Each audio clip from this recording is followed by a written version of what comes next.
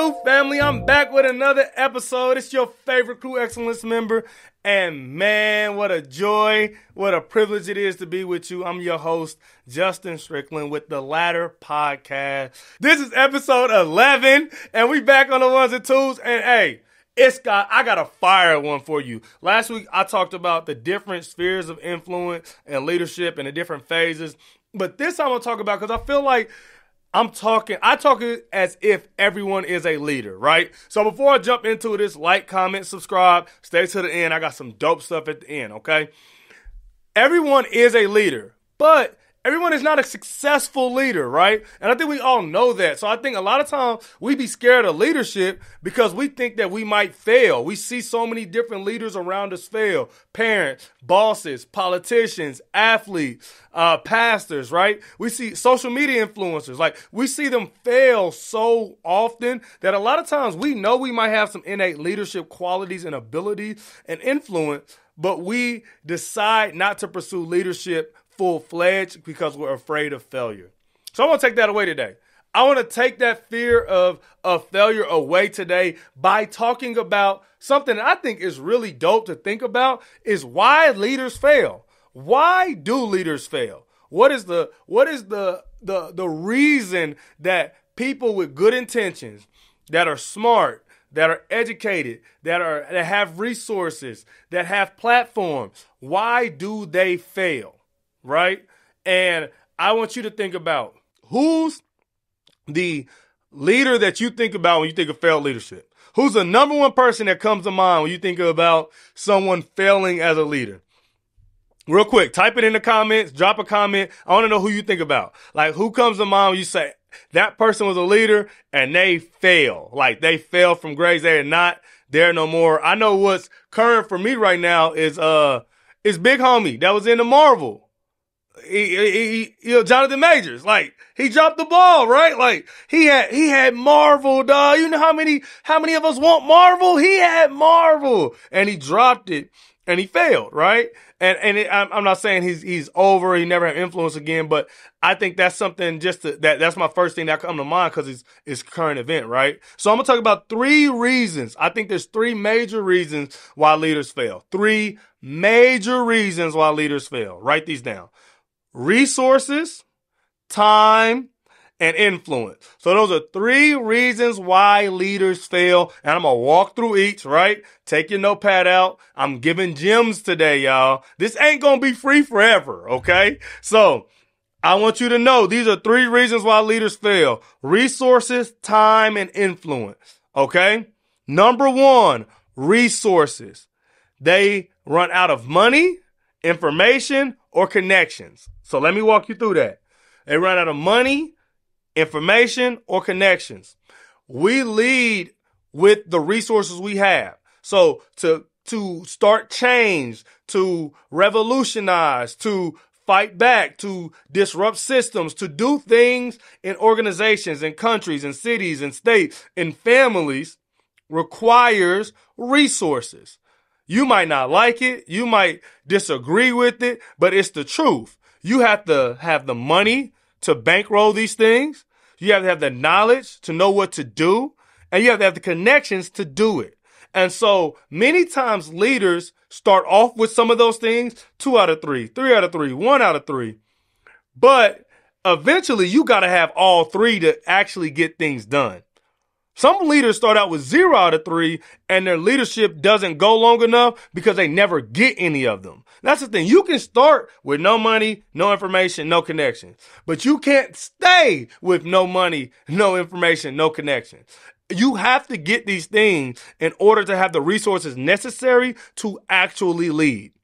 And so many times leaders will start off and if you're a 90s baby like me, the business that they always talk about is Enron. All my people talk about it. You remember it. It's like the greatest business fail ever. It was a Ponzi scheme. Why does a Ponzi scheme ever fail? Because you run out of money, right? Like, eventually you're getting people to pay people to pay people. You stop getting people and eventually you can't pay the people and everybody realize they ain't paid us and then you go to jail. Okay. So the leadership looks great. The business looks great. Everything is great until you run out of money. Okay. Same thing with like when you're at war, the CIA, Central Intelligence, FBI, when they're doing great until a terrorist attack happens and you're like, what happened? And they'll tell you they ran out of information. They didn't act on the information. They didn't have enough information to act. And so their leadership fails, right? These leaders fail. Same things with connections. A lot of times we are leading things like I work in the nonprofit sector. I've been doing that for years now. A lot of times you're doing great things in the community and then you change jobs and you can't be so great. Because you don't have access to the same resources. You don't have the building you used to. You don't have the transportation you used to have. You don't have the time freedom. You used to get paid to do these things. And now you do something else. You still want to do those things in the community. You want to change those things in the community. But since your bottom line, your dollar's not tied to it, then you can't give your complete time to it. You have lost that connection to the organization or to the entity that gave you the space to lead in that capacity. Okay? So those are the three reasons. I was thinking of somebody. I wanted to give an example of a leader who failed because of lack of resources. And the first person that came to my mind in history is Nat Turner. Okay? I don't know if you all remember Nat Turner. He was a slave who revolted during slavery in America. He led a slave revolt, one of the biggest ones in American history. The reason Nat Turner was captured after he went on a pretty, I would say at the time, impressive campaign as he was able to organize, to mobilize slaves who had no resources, right? They started off with nothing. And by moving from house to house, plantation to plantation, they start to gather ammunition, to gather weapons, because the plan was to take the capital so that they could be free. That was the plan. Well, they get to this specific place and the army. So the plantation owners call the army, the National Guard, and say, y'all got to come get Nat. He's wrecking shop in our city, and we can't stop him, right? And so the National Guard gets there, and Nat Turner loses because he literally runs out of bullets.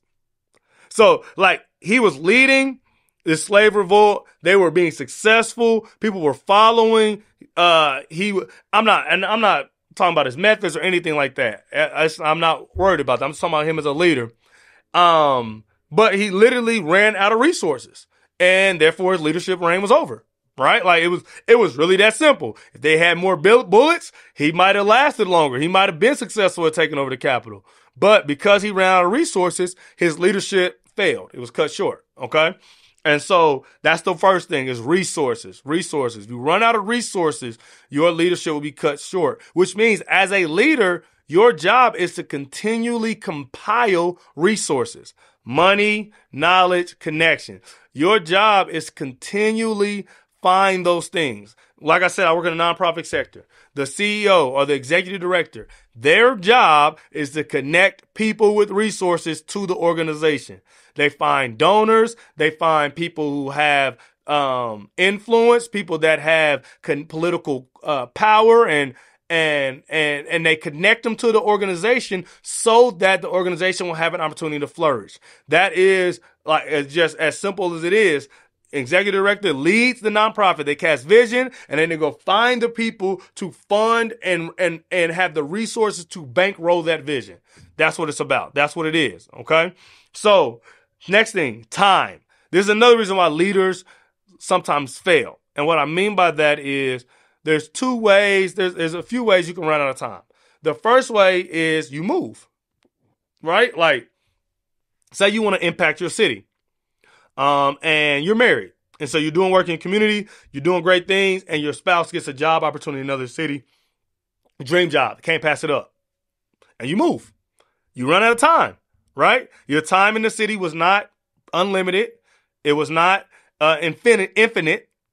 It ran out. And so because you ran out of time, you had to move away. You no longer are a leader in that same capacity. Okay. So that happens in myriad of opportunities, right? Like you think about parents. Sometimes parents, you're co-parenting, and then you get a job, you move away, you no longer have the same influence, right, that you had while you were there. You don't have the same opportunity. When we were growing up, it was very normal for you to go to your grandparents' house over the summer. They had a limited amount of time to lead you, right? You would be there from May to August. In August, they could not lead you anymore. And so I wouldn't say their leadership would fail, but I would say their leadership was limited, right? Because of time. And so leaders fail because they run out of time. And that could, like I said, that could be they move. Usually the ones that we think about, the ones that we remember and they die. So leaders begin leading. They have a platform. They have the resources, and then they die. And they're no longer able to lead. If you can look at almost any movement in the world connected to great leaders, once they die, that movement almost always fizzles within the decade. Almost always fizzles and does not exist in the same way it did within the decade. And so we know we have a finite time on earth, but what we don't know is when that time is. And so a lot of leaders start off great intentions, leading well, doing great things, and run out of time. The person I thought about was Nipsey Hussle. I think Nipsey Hussle is a great example of this. Nipsey Hussle was a hip hop artist, an underground artist, sold a ton of records. He was well respected, well known in the street. He rapped about hustling, all that, selling drugs, all that kind of things. And then he had a moment in his life where he kind of flipped.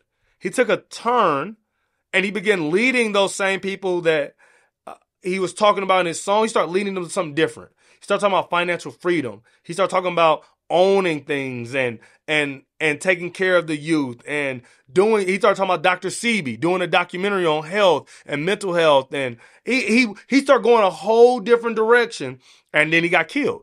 Right. And there's a lot of conspiracies and stuff around that. But the short of it is, once he died, a lot of those things that he was leading failed.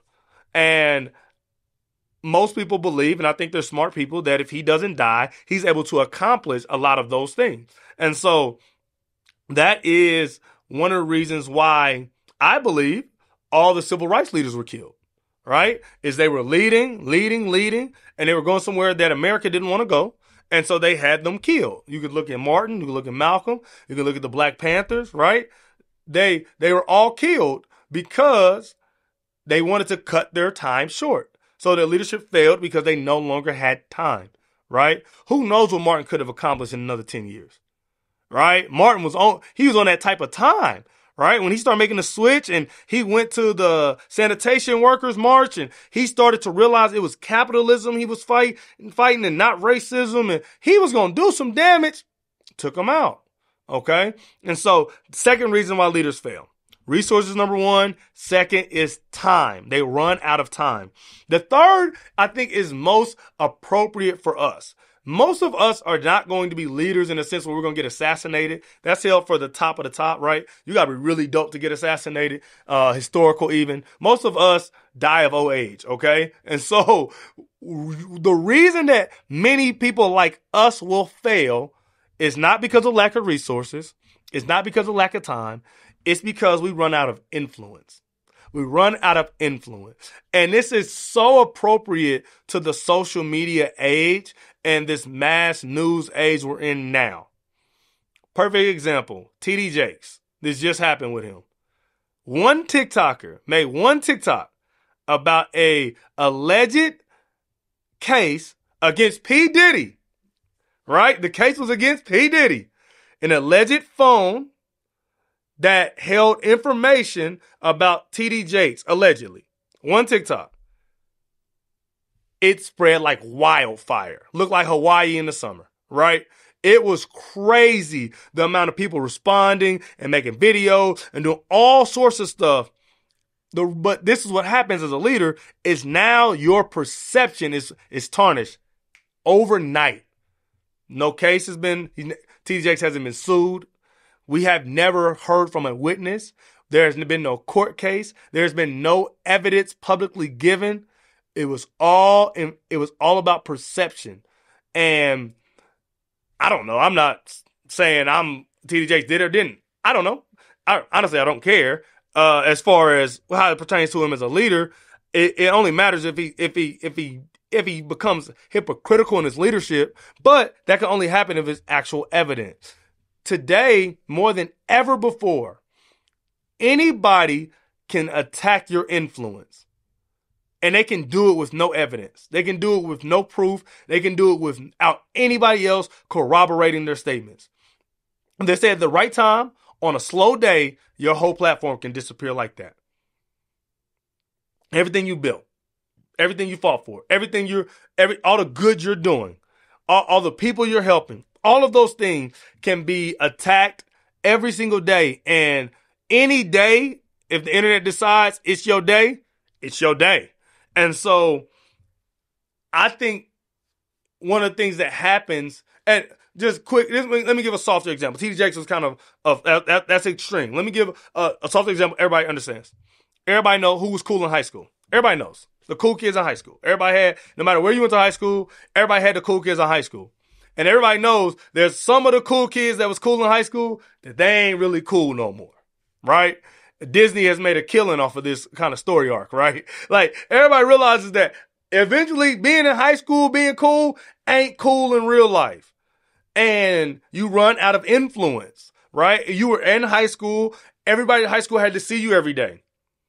We get older, I ain't gotta see you if I want to, right? Everybody in high school, their friends' opinions often had to match yours. So you controlled their opinions, right?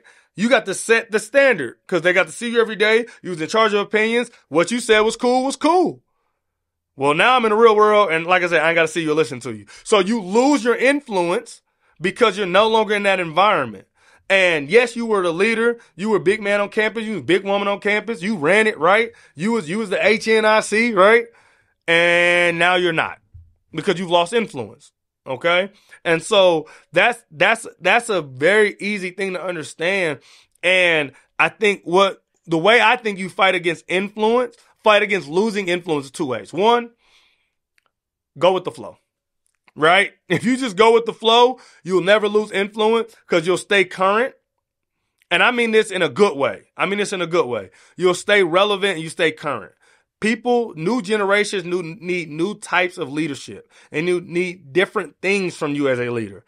If you go with the flow and you stay abreast of what people need, you can keep your influence. You can maintain your leadership. And the reason you want to maintain leadership, I'm going to make this clear. I'm not saying you don't pass leadership opportunities off to the next generation and you hold on until you go to glory. No, there has to be a generational handoff, right? But part of that generational handoff is now you're a mentor. Right? It's now people can come to you for wisdom. Now you are a resource, right? You become that first thing as a leader. You're still leading, but you're just leading from a different position in the race. Okay.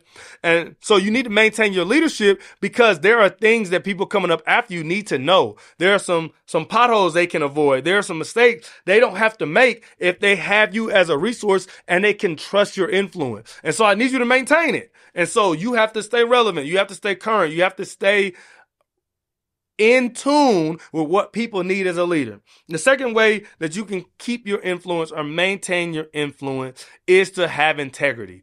Be the person you say you are. Period. Like, just be that person. Because if you're the person you say you are, when other people say, hey, they're a bad person, you can say, duh, I said that already. Perfect example, Charles Barkley. No one thinks Charles Barkley's a good person. Even though I think he does some dope stuff, probably charity, he's probably charitable, some all type. Nobody be like, Charles Barkley's a great person. You know why? Because Charles Barkley came out and said, I'm not a role model. Don't look up to me. I'm not a role model. I'm living. I'm hooping. I'm living. I got bread. Like, you don't look up to me. Look up to your mama and your daddy. I'm not a role model. And so when he did something, like throw a dude through a glass window, nobody can say, look at Barkley. He not who he said he was. They said, dang, Barkley's right. He ain't a role model. And so if you are who you say you are, then people can't throw rocks at your house, okay? Because it's made of brick. It has a foundation. Everybody knows who you are. If you are who you say you are, that will protect your influence. One person I was thinking about, and his story is so interesting. When you like really get into the weeds of it and read about it, it's W.E.B. Du Bois. W.E.B. Du Bois or Du Bois, depending on how you want to say it, right? He was so influential in the early 20th century, probably one of the most influential writers and thinkers we've had as African-American people. But when you look at his life, he got fired from the NAACP twice. Mind you, he started the NAACP and he got fired twice. And part of it was W.E.B.'s issue, and the reason why W.E.B. was a great writer, but many people don't always consider him a great leader, is he didn't get along with people. Like, he didn't do a great job of getting along with people, and people would get tired of him. And so eventually they would fire him. Like, mind you, this is probably the smartest man of his time. Like, you look at the things he was able to come up with, how deep he would get into some of the racial dynamics and some of the studies and things he did that no one was doing, that no one could do. He struggled to get a job as a university professor because the presidents didn't trust him. They didn't trust him. They was like, bro, he's cantankerous. He ain't smile at the interview. I remember he worked at Morehouse. It was like, he won't go to church. That's a requirement for workers here, and he won't do it. Maybe it was an archaic requirement, but it was one he knew, and he signed up for it, and it was like, no, I ain't going.